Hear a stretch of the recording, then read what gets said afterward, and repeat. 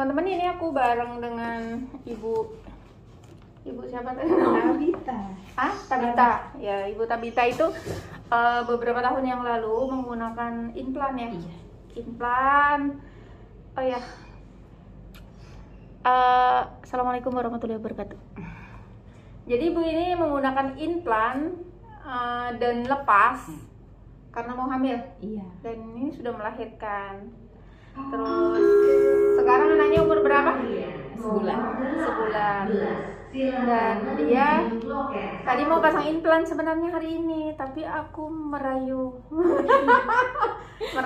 untuk menggunakan IUD karena meracuni. Oh no, kamu ini.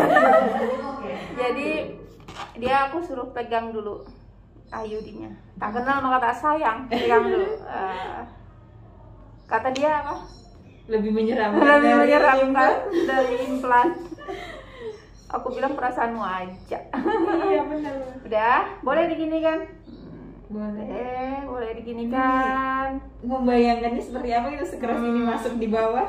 Sekeras ini masuk di bawah. Oke. Ini elastis ya? Iya. Terus tajam kah ujung-ujungnya? Coba dicek. Tajam? Tidak ya? Enggak. Jadi tidak mungkin melukain. Nah ini, tapi ini ada benangnya ini guys, benang IUD-nya. Ya sebagai pengontrol. Sudah puas pegang-pegang? Kalau sudah membayangkan. Kalau dia udah puas pegang-pegang, maka aku akan coba jelaskan. Aku sambil jelaskan dia dan aku sambil jelaskan ke audien, ke pendengar ya yang mau mendengarkan. Subscriber. Peret, aku buka dulu peraganya. Karena peraganya ini nggak ada yang pegangin, dia yang tak suruh jadi pegangin. Ready? Ya. Oke, jadi ini IUD-nya.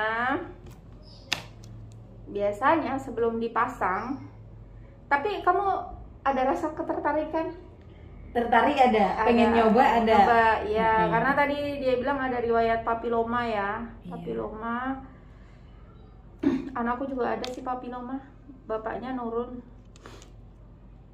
Kemarin di jarinya sini ada tumbuh. Oh, adekku juga. Oh, itu juga termasuk papiloma, Bu? Iya. Nah, kalau gitu berarti adekku juga. Tapi adekku sudah dibawa ke dokter kulit, udah habis dioperasi di tangan. Dioperasi. Oh, iya. Anakku baru tumbuh kemarin kan. Kalau suamiku harian tuh nggak tahu, satu lepas sendiri, satu dioperasi. Kalau nggak dioperasi katanya tambah banyak. Jadi kemarin banyak, ada 10 biji kayak itu. Iya. Oh, gitu. Jadi ini teman-teman, IUD-nya ini aku masukkan di ini ya, di alat pelipatnya ini. Jangan juga dibayangkan ini segede-gede gini masuk langsung gitu ya. Sampai ada alat pembantunya ya untuk ketika proses masuk sayapnya tertutup dan ketika masuk sayapnya terbuka. Ya. Oke, are you ready mendengarkan? Oke. Jadi ini adalah liang senggama. Mr. P itu kalau berhubungan mentok sampai sini aja. Mr. P tahu gak? Tahu. Nanti dia bingung Mr. P apa. Oke, ini mentok sampai di sini aja. Ini yang aku naik sedikit ini adalah mulut rahim, ya. Dan ini rahim. Jadi sebenarnya rahim juga nggak selebar ini ya, lubangnya. Dia biasanya agak rapat. Dia akan terbuka sedikit ketika sedang kondisi haid. Maka sebenarnya kalau mau pasang IUD itu sebaiknya pas haid selesai agak deras-deras sedikit gitu. Karena ininya lebih lubang vagina, lubang ini mulut rahimnya agak lebih terbuka sedikit gitu dan lebih rileks gitu. Nah ini, jadi ini tadi ini adalah rahim. IUD diletakkan di rahim. Aduh. Nah, begini ya guys ya. Oh, sorry aku tertutup. Nah posisinya seperti ini ya guys ya. Semoga kelihatan ya. Nah ini IUD ini udah di dalam rahim itu, nanti ada ndak denger kalau pakai IUD suaminya penisnya kena? Ada sering.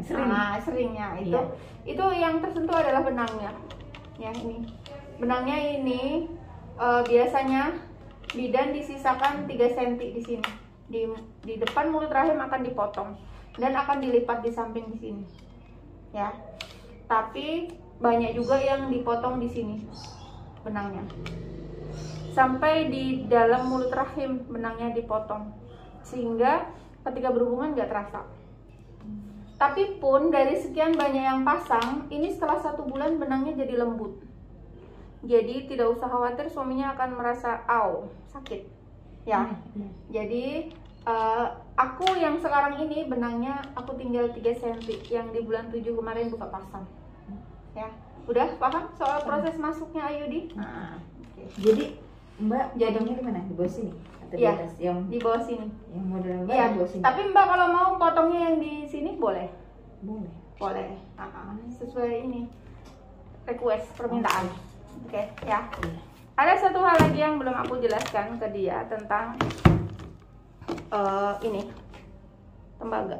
Oh ya, kita cerita soal benang dulu ya. Iya. Soal benang IUD. Jadi benang IUD ini kalau 1 bulan kita baru sarankan berhubungan. Boleh sih berhubungan, tapi suaminya akan merasakan sentuhan benang ini, sehingga kita sarankan 1 bulan setelah pemasangan IUD baru berhubungan, biar suaminya nggak terasa. Jadi ini aku cerita pengalamanku ya.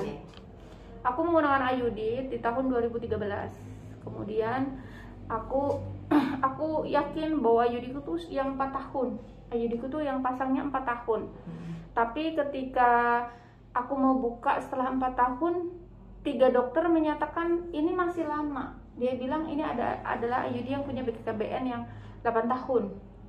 Terus jadi karena aku nggak bisa buka sendiri, jadi ya udah.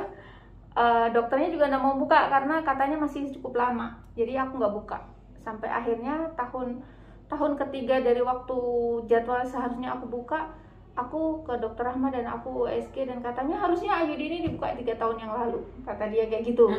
Seperti jadwal aku memang waktu pasang. Jadi karena waktu itu yang pasang temanku itu udah pindah ke Jawa, jadi riwayatnya mungkin terputus di situ. Habis itu aku buka IUD itu dan aku pasang. Tapi sebenarnya di tahun ketiga setelah aku pasang IUD yang pertama itu suamiku bilang, "Bu, kok terasa ya benangnya?" Akhirnya benangnya dilepas sama sama bidan, aku OSG dan dilepas sama bidan di klinik Ibnu Sina, dan akhirnya suamiku nggak pernah ada keluhan.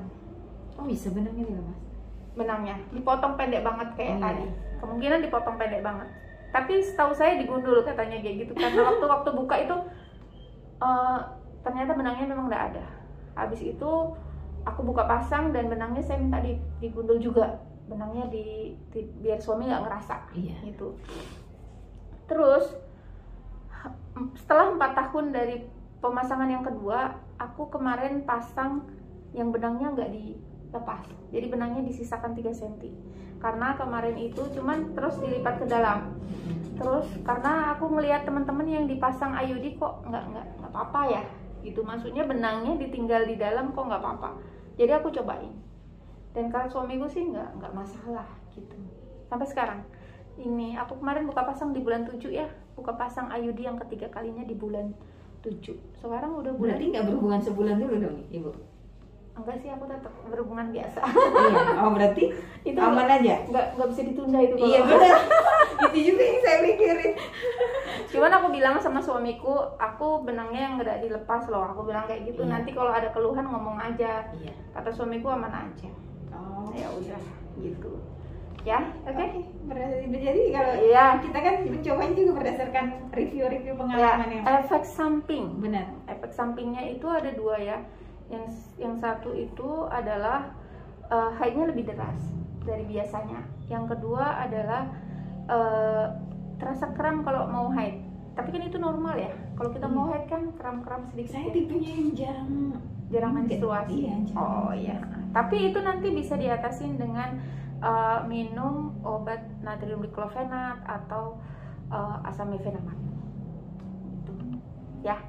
Terus satu lagi. Ini guys. Ini IUD ini selain terdiri dari benang, plastik, ini juga terdiri dengan tembaga. Ini bukan besi ya. Jadi jangan bilang besinya bertagar. Jadi ini warnanya ada yang lebih kecoklatan, ada juga yang lebih kemerahan sedikit. Jadi tergantung jenis tembaganya. Tapi kita tahu bahwasanya tembaga itu tidak bisa bertagar. dia sifatnya tidak berubah. Jadi kalau ada yang bilang IUD-nya bertagar, itu tidak benar sama sekali, karena tembaga itu tidak bisa berubah sifatnya. Oke? Paham? Sip. Ini orang cerdas, jadi cepet paham. Jadi apa yang mau ditanyakan? Membayangkan hubungan KB tidak punya anak dengan tembaga itu. Itu nih. Iya. Jadi pada ibu-ibu, ini pertanyaan yang belum pernah ditanyakan ke aku, ya. Tapi aku tahu jawabannya. Jadi ini sistemnya adalah nanti dianggap benda asing di dalam rahim ini. Iya. Sehingga dia akan mengeluarkan kayak cairan lendir. Sehingga nanti kalau pakai IUD maka dia akan lebih kayak, bukan keputihan, tapi ada kayak lendir gitu, yang kental gitu. Tapi bukan keputihan ya guys ya. Tapi sebagian orang akan menyebutnya sebagai bentuk keputihan. Iya Mbak? Oh ya, sebagian orang akan melihatnya sebagai bentuk keputihan. Tapi kita tahu ya guys, bahwa semua perempuan itu akan mengalami keputihan. Iya. Ya, keputihan terutama sebelum dan sesudah haid, ya, itu keputihannya akan lebih banyak. Dan itu akan dikatakan normal jika tidak memiliki 3 ciri. Ciri yang pertama, 1, gatal, ya. 2, berbau busuk. Iya. 3, berwarna kehijauan. Selama tidak ada ciri-ciri seperti itu, masih dianggap normal. Dan itu normal, meskipun tidak pakai IUD kita pun juga keputihan, ya kan? Berbau yang biasa aja itu. Berbaunya berbau busuk. Oh, itu. Kalau kayak akasia, bau masih normal-normal aja. iya. Kalau masih bau agak kayak terasi sedikit boleh. Kurang hijau aja itu. Iya. Ya. Bener. Asam-asam lah, asam-asam, bukan terasi, maaf. Terasi, Sering dengar asam-asam. kayak akasia aja. Asam-asam ya. Asam-asam masih normal. Ya, yang baunya itu yang enggak boleh itu bau busuk. Wah, Ya. itu parah itu. Parah itu. Parah. Oke? Oke. Ada yang mau ditanyakan lagi? Sudah. Pas. Pas. Terus mau memikirkan dulu menggunakan IUD atau mau pakai implan? Atau mau nanya tetangga-tetangga dulu yang pakai Sudah IUD? habis saya itu tanggapannya. Sudah? Iya. Tapi tetanggamu banyak yang pakai IUD loh ya? Banyak. Heeh. Bahkan sebelumnya malah saya meracuni mereka buat memakai implan kalau mereka jalan ke rumah atau apa, atau lagi kepurungan biasanya. Pakai apa? Pakai implan biar nggak repot. Langsung manggil gini. Iya, nggak apa-apa. Iya bagus, aku udah pakai ini. Jadi saya meracuni mereka, malah sekarang berbalik, mereka yang meracuni saya menggunakan IUD. IUD aja aman Tapi kok. ada tapi ya. Iya betul. Tidak semua wanita bisa menggunakan IUD. Kalau rahimnya nanti di bawah 6 cm, 7 cm atau 6 cm, itu nggak bisa menggunakan IUD. Ada bisa, tapi mungkin pasangnya harus ke dokter. Dia pakai yang bentuk IUD-nya itu yang kayak gini ya, kayak payung gitu. Dia lebih kecil IUD-nya dibandingkan dengan IUD yang ini. Ya, gitu. Oke, kita tutup dulu teman-teman. Ini mudah-mudahan bermanfaat buat dia, Pastilah. saya, dan teman-teman. Semuanya. Salam, boleh kasih salam Ibu cantik. Iya. Assalamualaikum.